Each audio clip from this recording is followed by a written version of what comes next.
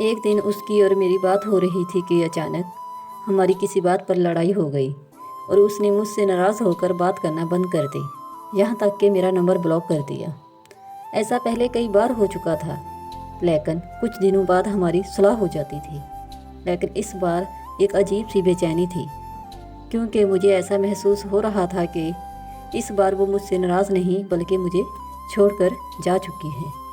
میں نے اس سے رابطہ کرنے کی ہر ممکن کوشش کی، لیکن اس کا نمبر مسلسل بند جا رہا تھا۔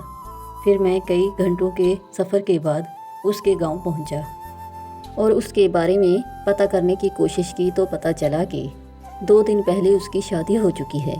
یہ سن کر میرے پاؤں تلے زمین نکل گئی، کیونکہ 3 دن پہلے تو ہماری لڑائی ہوئی تھی اور لڑائی کے اگلے دن ہی اس کی شادی کیسے ممکن تھی۔ تب سمجھ آیا کہ اس نے مجھ سے لڑائی جان بوجھ کر کی تھی، کیونکہ وہ کسی اور سے شادی کرنے جا رہی تھی اور وہ نہیں چاہتی تھی کہ میں اسے بے وفا سمجھوں۔ اسی لیے اس نے لڑائی کر کے نمبر بند کر دیا تھا، تاکہ مجھے یہی لگے کہ وہ میری ذاتی غلطی کی وجہ سے وہ مجھے چھوڑ گئی ہے۔ لیکن میں حیران اس بات سے ہوں کہ ہمارا ریلیشن 2 سال رہا اور مجھے کبھی نہیں لگا کہ وہ مجھ سے محبت نہیں کرتے یا پھر ایک دن ایسے دھوکے سے مجھے چھوڑ جائے گی۔ آج میں جس درد و تکلیف سے گزر رہا ہوں، یہ میں جانتا ہوں یا میرا خدا جانتا ہے۔ اس نے تو اپنا گھر بسا لیا، لیکن میرا کیا؟ جو ہزاروں خواب ایک ساتھ دیکھے تھے، ان خوابوں کا کیا؟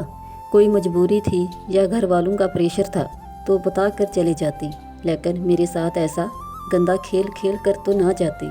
سچ کہوں تو بات ساری فطرت اور ایمان کی ہوتی ہے، اور مجھے لگتا ہے کہ اس کی فطرت میں ہی بے ایمانی تھی، ورنہ ایمان والے لوگ دھوکے باز نہیں ہوتے۔